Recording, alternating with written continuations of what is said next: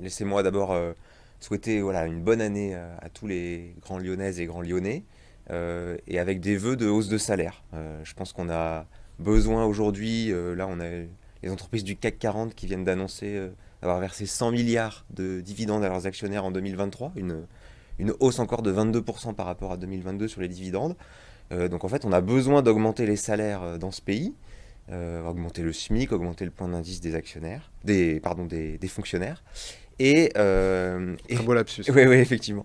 Et cette hausse de salaire, voyez-vous, elle va être liée directement à notre sujet de transport en commun, puisque si on augmentait les salaires et qu'on indexait les salaires sur l'inflation, eh bien, le versement mobilité augmenterait mécaniquement, viendrait alimenter les recettes du Oui, Citral. puisqu'une partie Une du grosse partie, financement des puisque c'est transports en quasiment commun la moitié provient des qui vient entreprises. de ces recettes du versement mobilité.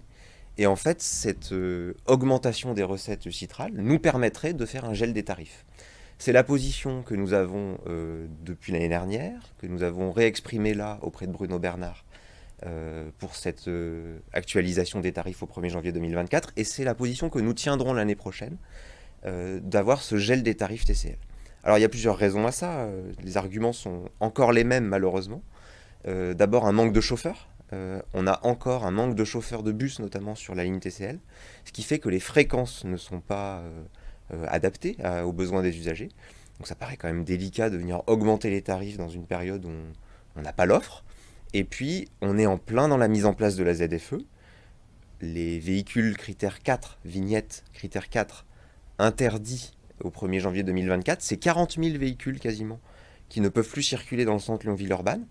Donc si on propose une alternative à ce public-là, de vouloir se reporter sur les transports en commun, ça nous paraissait un bon signal que de geler les tarifs.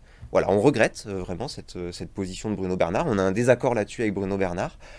Dernier point, voilà, l'augmentation du tarif solidaire de 5%. Là aussi, on est au-dessus de l'inflation, les salaires ne suivent pas.